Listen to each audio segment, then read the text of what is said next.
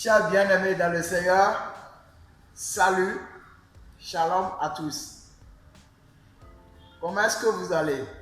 Ok. Aujourd'hui, nous allons lire dans 1 Thessaloniciens chapitre 5, le verset 23. La Bible déclare que le Dieu de paix vous sanctifie lui-même tout entier et que tout votre être, l'esprit, l'âme et le corps soient conservés irrépréhensibles lors de l'avènement de notre Seigneur Jésus-Christ. Amen. Chers bien-aimés, le thème d'aujourd'hui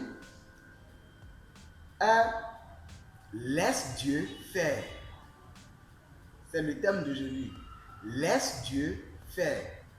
Pourquoi j'ai choisi ce thème? Aujourd'hui, il y a beaucoup de personnes qui veulent obtenir beaucoup de choses en fait, et puis ils veulent le faire eux-mêmes, spécialement le pardon de leurs péchés. Ils pensent toujours pour avoir le pardon éternel de mes péchés, je dois demander le pardon de mes péchés, je dois prier, je dois jeûner, je dois pratiquer la loi. En tout cas, ils ont beaucoup de méthodes pour le pardon éternel de leurs péchés. Mais ils n'arrivent jamais. Aujourd'hui, j'ai rencontré une dame. Cette dame est en train de chanter une chanson. Moi j'étais un pauvre pécheur, et Jésus m'a lavé.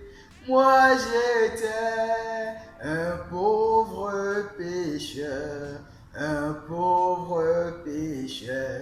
et Jésus m'a lavé. Amen.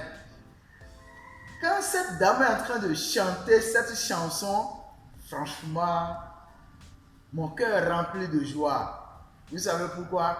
Parce que, au moins j'ai rencontré quelqu'un qui reconnaît que Jésus-Christ a effacé ses péchés. Donc, par ma curiosité, je me suis approché de la dame. Ah, madame, la chanson que vous chantez là, est-ce que vous croyez réellement en cette chanson? Il a dit, mais c'est vrai, je suis chrétien. Et Jésus-Christ est venu sur la terre à cause de moi, à cause de mes péchés. Et je lui ai dit, mais est-ce que vous croyez réellement que Jésus-Christ a effacé tous vos péchés une fois pour toutes, tel que la chanson vient de le dire? Elle a dit, mais oui, c'est vrai. Jésus-Christ a effacé tous mes péchés. J'ai dit, waouh, félicitations. Maintenant, toujours par ma curiosité, je lui ai encore posé une question. Mais maman, est-ce que vous demandez le pardon de vos péchés? Mais naturellement, oui. Tout le monde doit demander le pardon de ses péchés. Waouh, maman, vous m'avez découragé. Vous venez de me décourager, maman. Vous avez dit que Jésus-Christ a effacé vos péchés une fois pour toutes. Et puis vous dites encore que tous les jours, vous demandez le pardon de vos péchés. Ça ne concorde pas, hein? Et dit, mais tu sais, écoute-moi. Jésus-Christ a effacé nos péchés. Cela ne dit pas que on va rester comme ça, sans rien faire, sans avoir le cœur d'humilité devant Dieu. Pour la dame, elle pense quoi? Prier, demander le pardon de ses péchés, c'est un cœur d'humilité devant Dieu. J'ai dit non. En tout cas, par la grâce de Dieu, je lui ai montré que non, ce n'est pas un cœur d'humilité. Au contraire, c'est un cœur arrogant devant Dieu. Parce que celui qui reconnaît que Dieu a déjà fait pour lui, cette personne peut avoir le cœur de remerciement envers Dieu. Ça, je suis tout à fait d'accord. Mais contredire encore la parole, ça devient autre chose. Vous comprenez un peu? Chers bien-aimés, si nous laissons Dieu faire, on est satisfait. Mais si nous-mêmes, on veut faire, il y a toujours main dedans. Mais malgré ça, mais néanmoins, en tout cas, il y a toujours patati, patata, il y a toujours les blabla dedans. Vous comprenez un peu? Chers bien-aimés, le passage que nous venons de lire, il a dit quoi? Que Dieu le Père vous-même, lui-même pardon, il dit que Dieu le Père vous sanctifie lui-même. C'est-à-dire, si je crois que c'est Dieu qui m'a sanctifié, ça veut dire quoi? Je suis saint. Et je suis saint là, ce n'est pas que ça va rester seulement sur mes lèvres. Non, ça sort au tréfonds du cœur. Moi, Shadrach, je crois que Jésus-Christ m'a déjà sanctifié. À travers Christ, Dieu m'a sanctifié une fois pour toutes. Pourquoi? Parce que la parole de Dieu a dit ça. Dans Hébreux chapitre 10, le verset 10, la Bible a dit quoi? C'est en vertu de cette volonté que vous êtes sanctifiés par l'offrande du corps de Jésus-Christ une fois pour toutes. Amen. C'est Dieu qui a fait. Ce n'est pas moi. Donc, ça fait que je ne peux plus retourner en arrière pour dire que je suis encore pécheur. Oui, malgré que Jésus a effacé mes péchés une fois pour toutes, je suis encore pécheur. Non. Et je vais toujours demander le pardon de mes péchés? Non. Parce que le verset 17 et le 18, toujours de Hébreux 10, il a dit quoi? Et je ne me souviendrai plus de leurs péchés ni de leurs iniquités. Or, là où il y a pardon des péchés, il n'y a plus d'offrande pour le péché. Chers bien-aimés, laissons-nous diriger par Dieu. Ce que Dieu a fait, laissons-nous croire en ce que Dieu a fait, et puis c'est tout. Si nous-mêmes, nous disons que nous allons faire, on ne peut jamais être satisfait. Vous comprenez? On ne peut jamais être satisfait. Oui, c'est vrai, vous avez écouté beaucoup, vous avez déjà écouté beaucoup de fois comment Jésus-Christ a effacé nos péchés à travers les autres audios. Mais vous ne voulez pas croire. Pourquoi vous ne voulez pas croire? On va lire. Psaume chapitre 25.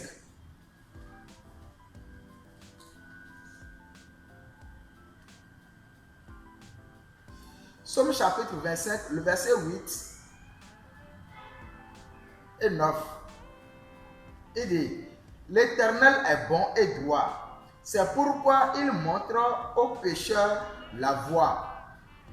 Il conduit les humbles dans la justice. Il enseigne aux humbles sa voie. Amen.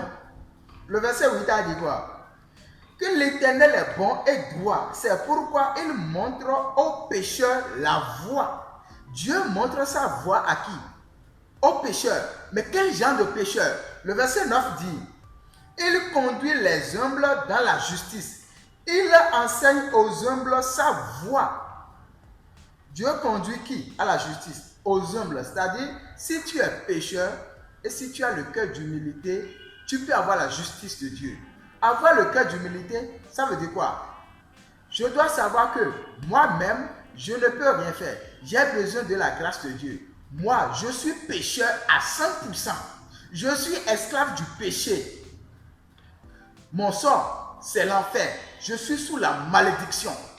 Celui qui reconnaît son image jusqu'à ce niveau-là, tel que l'apôtre Paul a dit, misérable que je suis, qui me délivrera du corps de cette mort? Il a dit quoi? Misérable que je suis.